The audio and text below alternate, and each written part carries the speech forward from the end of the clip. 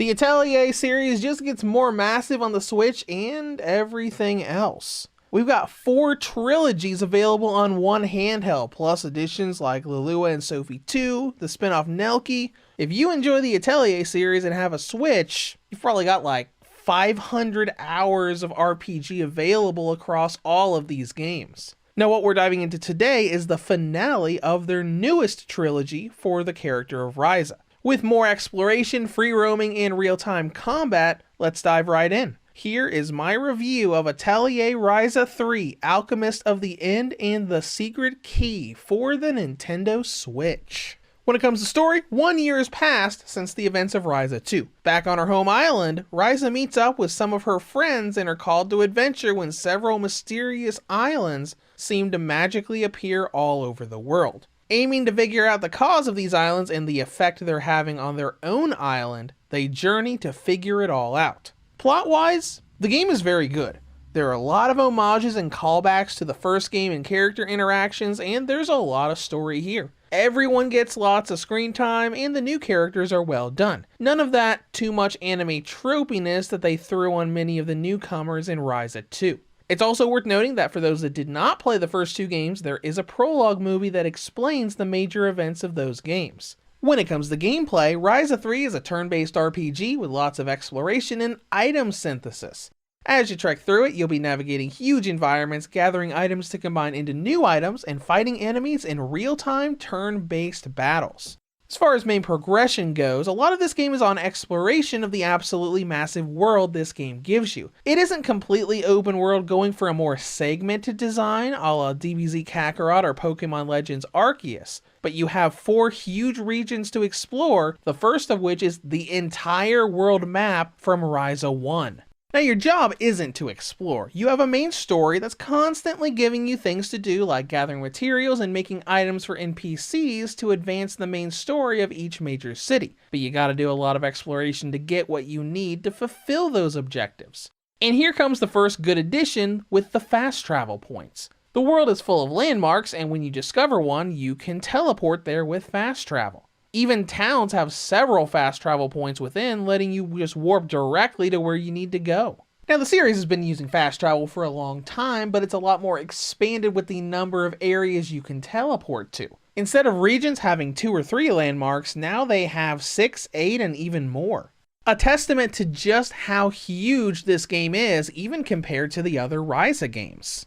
Moving on to the actual navigation, it's right on par with the other Ryza entries. Lots of ways to interact with the environment, like taking shortcuts by jumping into water and swimming instead of being locked to land, creating zip lines for more ease when hunting down particular materials, and the monster riding feature comes back so you can just saddle up and go through even faster. But there are some new features, both big and small. Some of the larger ones being how side missions work and the skill tree. With so much exploration, there are side quests all over this game, from defeating enemies for nameless NPCs to creating items for the main cast. You gain SP from doing these missions or performing alchemy to use on your skill tree, which is how you learn new recipes for alchemy and item creation. And then we have the smaller quality of life and convenience improvements. You don't have to do a prompt to start climbing vines or ladders anymore, you just run up to it and Ryza attaches herself and gets going.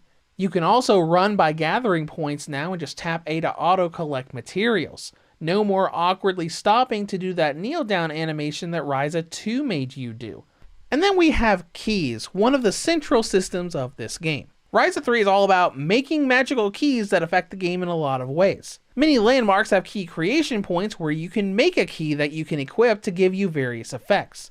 The keys can also be used in alchemy and battle to give Ryza a huge power boost to make combat go by much faster. Speaking of, let's go into those 2 systems, which are essentially the core of Atelier. Starting with alchemy, which if you don't know, this series is all about combining items in a cauldron to create new items out of them. We have a system similar to Ryza 2, where you have the material tree that unlocks more things as you put more materials in, as well as the auto synthesis option that lets you choose high or low quality material, and the game will throw stuff in for you. And then we get to combat. We have the same real-time system where each character attacking can add to a point pool that anyone from the party can use for skills. But it feels much faster and combo-oriented in 3. You can quickly chain together normal attacks with skills, and there are more extensive character interactions with the support abilities. And of course, they brought back the best feature they've ever put into their combat systems from all the way back in Ryza 1. You can build up points in combat to use your synthesized items like bombs and healing.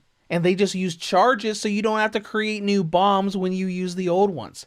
Even better is that you can use them as many times in a single battle as you want. Now that's a lot of stuff here, but it all comes together pretty well. I find this a very easy to pick up Atelier game, especially if you've played the previous ones. As long as you don't run past and skip materials for the sake of story progression, you'll rarely ever have to stop and grind or go looking for something to move forward. The only thing that you should always look out for is balancing your progression on the skill tree. When you need to get the upgraded ore for better gathering tools, you could run into a lot of quest and synthesis grinding if you've just gone for the weapon and armor accessories and need thousands of SP to go through the quality ups area to unlock those ore recipes.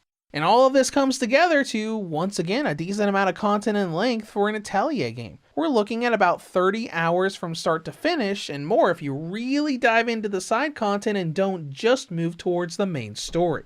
Next up is presentation, which is good for the most part. Like previous games, there's a lot of detail with the visuals and lighting, and the world looks very pretty. You can tell the difference in lighting with the quality and performance graphical options that returned from Atelier Sophie 2. Performance mode is basically just taking away some of the lighting effects, as you can see here. But there are some things to talk about with performance. Load times are much better this time around, and they're done in a very interesting way to try to make you think you don't have load times. For example, when you exit a building, you see the game sort of slow down with Ryza putting her hand up to the door to make sure the next area loads just as she opens it. It's a neat little concept, though the slowdown is very noticeable. And with frame rate, it's very fidgety. We don't have huge frame drops or anything, but you can tell it's not as locked and smooth as Sophie 2. That game had such fluid motion and transitions, and while this game still feels pretty good, there are a lot of small fidgets and drops all over the place, whether you're in quality or performance mode. Though it is worth noting that performance does run a little bit better in handheld mode versus docked. And now let's go into battery life. Atelier Ryza 3 gives the original model 2 to 3 hours, the Lite gets 2.5 to 3.5, and the V2 and OLED models get about 5 to 6 hours. In conclusion, Ryza 3 is a pretty good finale for the trilogy, from the story giving everyone time to shine to all of the features of the previous ones combining and expanding. Now on the downside, there are some little performance hiccups here and there, and the skill tree system can occasionally cause some unnecessary grinding. But this is a very fun RPG and the most convenience an Atelier game has had ever. Reviews to Go rates Atelier Ryza 3 for the Nintendo Switch an 8 out of 10. If you have any comments or questions, feel free to leave them below. Thank you for watching, and have a great day.